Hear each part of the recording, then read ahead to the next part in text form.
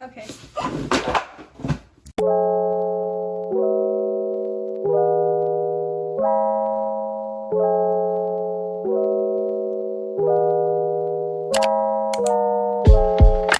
Hi everyone, welcome to today's video.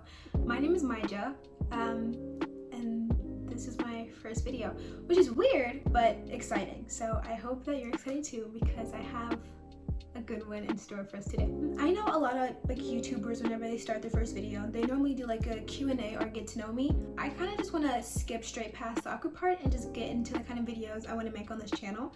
So that is what we're going to be doing today. But I will give you a few facts. My name is Maija, I'm 16, and I love reading. And since I love reading, that inspired today's video. I'm going to be talking about my top reads this year so far.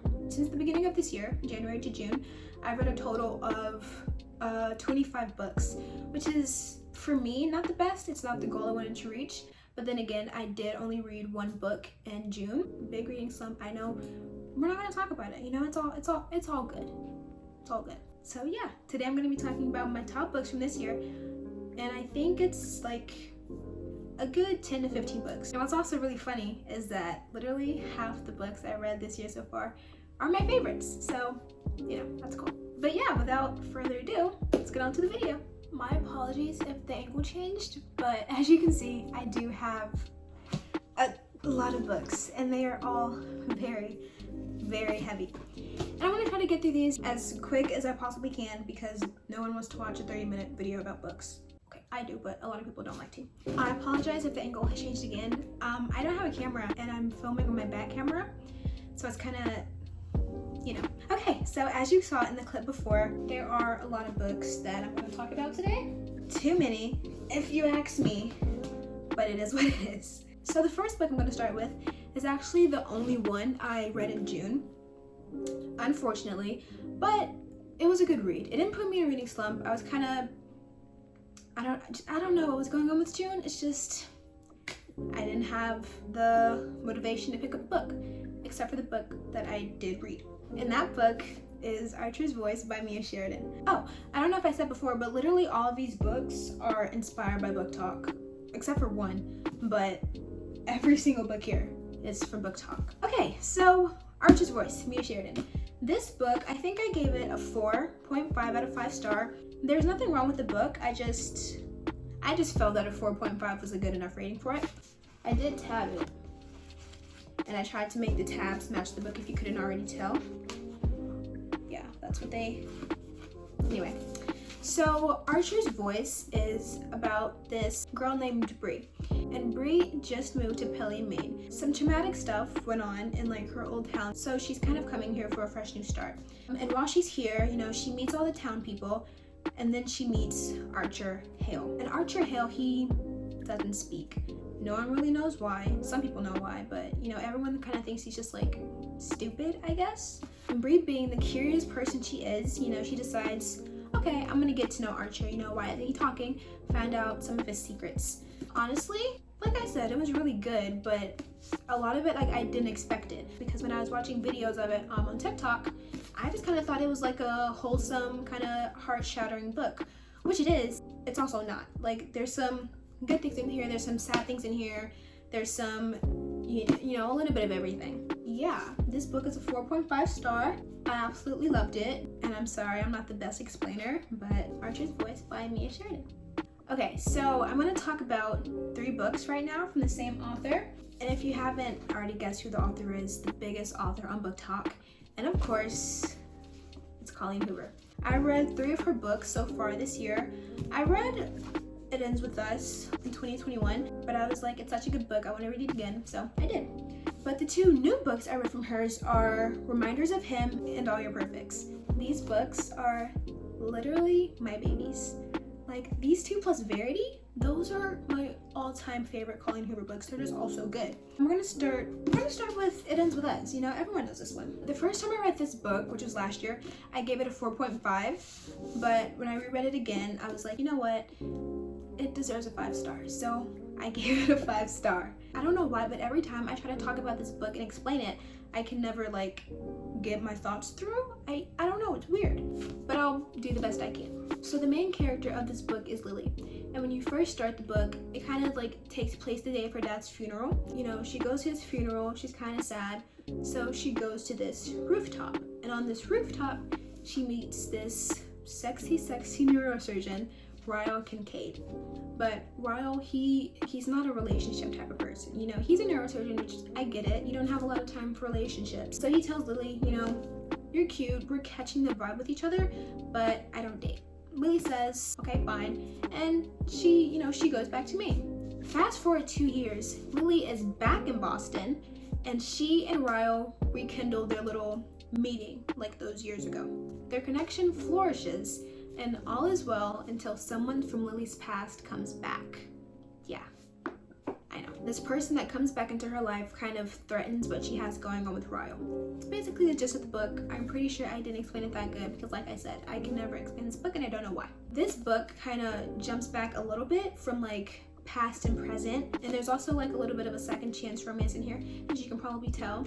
Also, content warning, trigger warning, domestic abuse. If you don't want to read about it, don't want to hear about it, all that type of stuff, then this book definitely is not for you, because it does have some heavy subjects in here. And speaking of the abuse aspect, whenever I'm seeing like videos of people like bashing Colleen Hoover, they always say how some of her books glorify abuse. I'm like, it doesn't. You know what I mean? It's weird. Just because a book has domestic abuse in it doesn't mean it's glorifying or romanticizing domestic abuse. Do you get what I'm saying? Okay, so the next Colleen Hoover book I'm going to talk about is Reminders of Him. As you can see, I tabbed the living crap out of this book because it was so good. Are my tabs in the front? They are on the front. Okay. Here are my tabs. Like I said, tried to make it match the cover. I'm pretty sure I did. I think this is probably my favorite book that I've annotated because she just looks so pretty. Okay, so Reminders of Him. This book, it is so sad. Like, most of Colleen Hoover's books are sad, but to me, this is probably one of the saddest ones out of the ones that I've read, which is like horrible. I definitely gave this book 5 out of 5 stars because it was that good.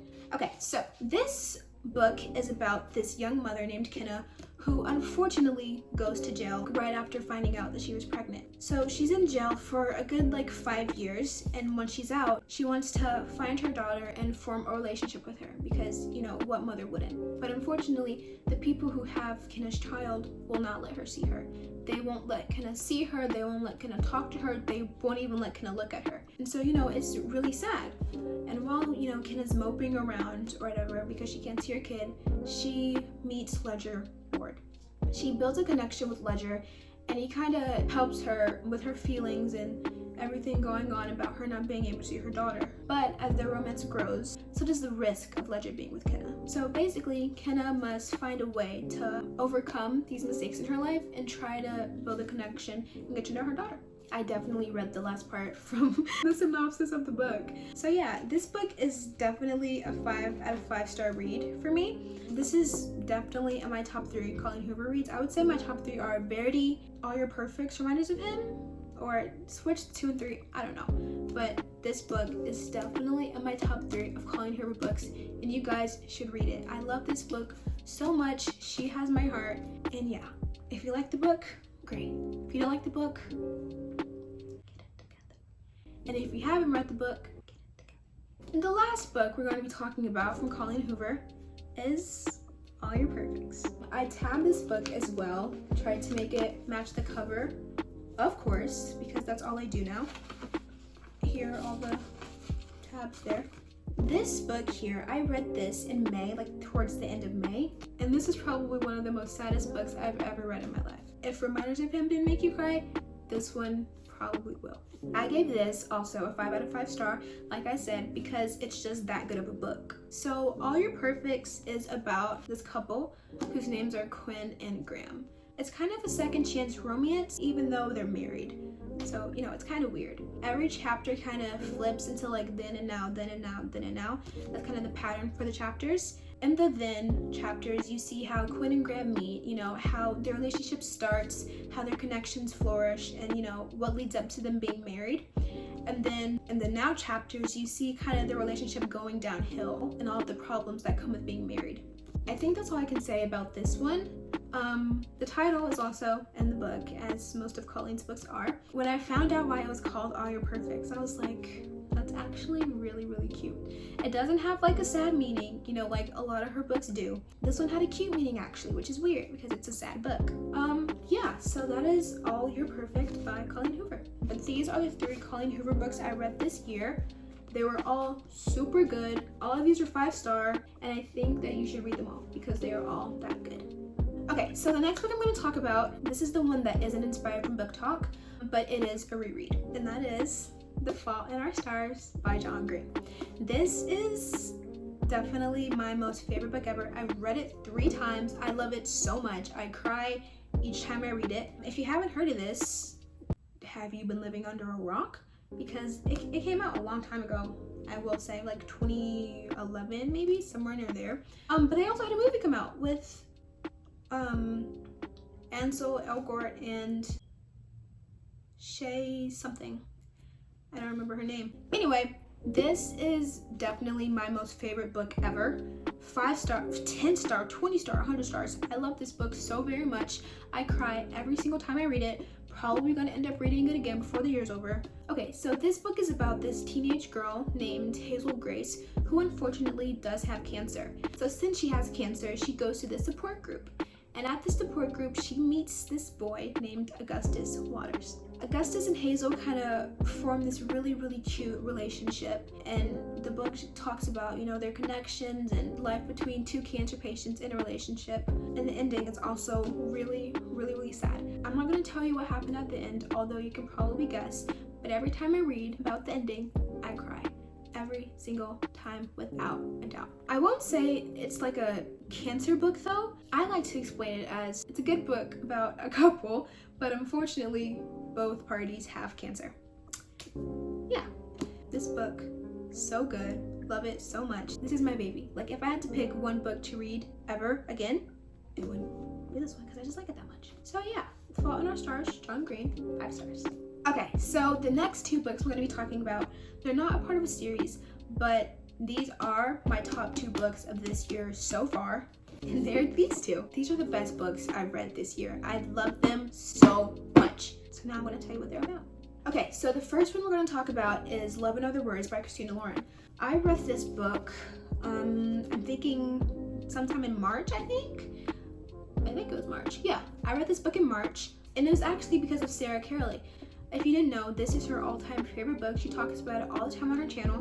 And I was like, you know what, Sarah? I trust you. I'm gonna give it a read. And so I did, and I ended up loving it. 5 out of 5 star. 10 out of 5 star. I did tab this. I literally tab basically all my books. And I did indeed make it match the cover. Okay, so this book is also a second chance romance between these 2 people named Macy and Elliot. Macy and Elliot met for the first time when they were really young, probably like 10 or something like that. They started a relationship, they had fun, they loved each other, whatever. But something ends up happening and like just everything, they just completely lose contact with each other. So fast forward like 10 or 15 years, however many it is, Macy and Elliot literally bump into each other. They're kind of shocked because they haven't seen each other in all these years. So they end up, you know, rekindling, rebuilding this connection, if you will. And they kind of explain why they lost contact with each other after all these years. This book, oh my god. What can I say about this book? She's so good. And I know I say that about all the books, but she's so good. Like if you read 2 books from Book Talk, read this one and read 7 Husbands of Evelyn Hugo. What's also crazy though is that this is by Christina Lauren, right? And I've read The Unhoneymooners by Christina Lauren, and these 2 are like, they kind of sound like they're from 2 completely different authors. Like if you read this and then you read Love and Other Words without knowing who wrote them, you'd be like, oh yeah, 2 different authors, they didn't write this book. No, same book, which is crazy because I didn't enjoy The Honeymooners as much as I enjoyed Love and Other Words. This book was definitely a 5-star book for me, as I said 10,000 times already. I think I'm going to read it again before the year's up, but I'm not completely sure. But yeah, I love her so much. She's my baby and she's amazing and you should read her. I have to talk about a book again, even though I already did, but the footage didn't save. So, my probably favorite book I've read so far is definitely The Seven Husbands of Evelyn Hugo by Taylor Jenkins Reid. This book is so good, like I actually can't even explain it. My heart is beating, like starting to beat faster now that I'm about to talk about one of my most favorite books I've ever read. Okay, so Seven Husbands is about this lady named Evelyn Hugo, hence the name, who was this big Hollywood movie star in the 50s through the 80s. And as kind of like a last thing of her career, she decides, okay, well, I want someone to write my biography because there are a lot of secrets that I'm gonna tell Hollywood that they didn't know when I was, in my prime time. So she ends up picking this like unknown magazine reporter named Monique Grant. And Monique's whole thing is kind of like, why did Evelyn Hugo pick me? Like, I'm a nobody. There are 1,000 other great magazine reporters who get the recognition. But me, I'm unknown, she's unknown. So she goes and meets Evelyn, Evelyn kind of talks about her life from the 50s to the 80s. She talks about her start to fame, her rise to fame, her 7 husbands, and everything that kind of went downhill in her career. No, she basically just airs it all out. She talks about everything. She also ends up talking about towards the end why she picked Monique to write her biography. When I read it, I was like, wow, that's really, really sad. That's also very upsetting. But I was like, okay, I get it. So this book kind of does flashbacks into the past, obviously, if Evelyn's telling about her life. So yeah, this book, I can't stop smiling because I just love this book so much, and I love the fact that I'm talking about it right now. Anyway, yeah. This is The Seven Husbands of Evelyn Hugo. And I know the title is weird, like 7 husbands, that's insane. You're right, it is insane. But it's Evelyn, and I support everything she does because she's absolutely amazing. I love her. Probably one of my favorite book characters, somewhere close near that. But I love Evelyn Hugo, I love Taylor Jenkins Reid, and I love the book.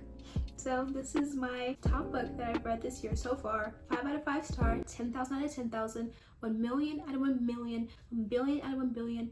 You get the point. The book is just that good. Okay, the footage I had just deleted for some reason, so I'm going to talk about these books again for the 3rd time in a row. So the book I'm going to talk about now is the only psychological thriller in the whole video. And this book is A Silent Patient by Alex Michaelides. I got this for Christmas last year. It was one of the first books I read in January. The second psycho thriller book I've read, but it was really, really good. I gave it like a 4 out of 5 star, I think. There's nothing really like wrong with it, except that for me, it took me a while to get into it basically. But once you get to that like middle mark, I literally flew by it in like a couple hours. But anyway, so this book is about a lady named Alicia Brinson. She's a painter, she has a great husband, great life, all is well. Until she shoots her husband in the face 7 times, or is it 5 times? I feel like if I said 7 and it's 5, I'm gonna look stupid. She shoots her husband in the face 5 to 7 times and then does not speak at the moment ever again. So she gets sent to this like mental institution, psychiatric facility thing because they're like, you literally just shot your husband 7 times in the face and won't tell anyone. So yeah, you're crazy. You're getting sent to the loony bin. And that's where she's gonna live out the rest of her days, basically. While she's in the bin, while she's in the institution, she does not talk to anyone, of course. But then Theo Faber comes in. And Theo Faber is a criminal psychotherapist. And he's intent on making Alicia talk no matter the costs. So he kind of sets up these like meetings with her, if you will. And he tries to make her talk, but of course she doesn't. So he decides that it's his business to kind of creep into her past and see if he can figure out why she killed her husband, since she won't tell anyone the reason. Some of the stuff he finds out is like absolutely insane, actually. The plot twist in this book is insane. It's absolutely crazy. It's crazy, I thought I guessed what the plot twist was, but turns out I was so far astray. Like, it's embarrassing. Definitely did not guess it. But I'm glad I didn't, because that would have kind of lowered the shock factor. And speaking of shock factor, like I said, it was like freaking through the roof. Like, when I read the plot twist, I kind of had to sit and take a breather for a good 10 minutes to kind of like go through my thoughts and kind of like go through what I just read, basically. Crazy story, crazy book, crazy characters, crazy author because he thought of this. But yeah, it is a very enjoyable read. If you're into like psychological thriller books and you haven't read this one, you should definitely give it a try. And if you're trying to get into psychological thriller books, then this is definitely a good one for you. But like I said, the beginning was kind of slow, but if you can get past that, then you're good. Okay, so now it's time to talk about the last 6 books, which are all a part of a fantasy series. And that series is the Shadowy series by Tahari Mafi. This is literally the only fantasy series I've ever read. Honestly, they were low-key pretty good. Well, not low-key, because I gave basically all the books 5 stars. Anyway, they were just all 2 through 6. Books 2 through 6 were all really good books. And I say that because I didn't like the first one. I gave this one like a 3 out of 5 star, which I've come to realize is probably just because, you know, these are my first time reading fantasy. So I didn't really know what to expect. And so it kind of took me a while to get into this book. And it took me a significantly longer time to read this one than it took me to read any of the other ones. But yeah, this book isn't my fave. It's okay. These books, on the other hand, are definitely my faves. I love all of these books so much. All of them got 5 stars from me. My favorites though, out of all of these, are probably Restore Me. I don't know. I know Restore Me and Imagine Me for sure are my top 2, but that third spot is kind of between Defy Me and Unravel Me. So I'm gonna go ahead and explain Do you hear the sirens? Duh, how long are you gonna take? Okay, so I probably should go ahead and explain the series to you. But here's the thing. I don't really like explaining series. I don't really like explaining books that are in a series because I feel like if I talk too much about it, it's gonna spoil the book. And if I explain the next couple of books in the series, then I'm gonna I just feel like I'm gonna spoil every book if I talk about the series the way I feel like I can, if that makes sense. Sorry if it doesn't. So I'm just gonna read the back of the Shatter Me book so you can kind of get like a little more detail about it. So it says, the moon understands what it means to be human, uncertain, alone, cratered by imperfections. No one knows why Juliet's touch is lethal, but the reestablishment has plans for her, plans to use her as a weapon. But Juliet has plans of her own. After a lifetime without freedom, she's finally discovering a strength to fight back for the very first time, and to find a future with the one boy she thought she lost forever. In the electrifying first book of the Shadow Me series, Tahari Mafi presents a riveting dystopian world, a thrilling superhero story, and unforgettable heroine. So, hopefully that kind of gave you the gist of the book. If it didn't, I'm sorry. The synopsis or summary explained it way better than I will ever be able to. Okay, so those are all of my top books that I've read this year so far, all of them having at least a 4 or 5 star rating. If you got this far through the video, thank you for staying. I love you so much. You're amazing. Yeah, I think that's all I have to say. Thank you for watching. Like, comment, and subscribe if you want to. You don't have to, but it would be a huge help. And I love you guys so much. I hope you have a good rest of your morning, day, night, or evening, whatever time you're watching this. And yeah, see you next time, hopefully.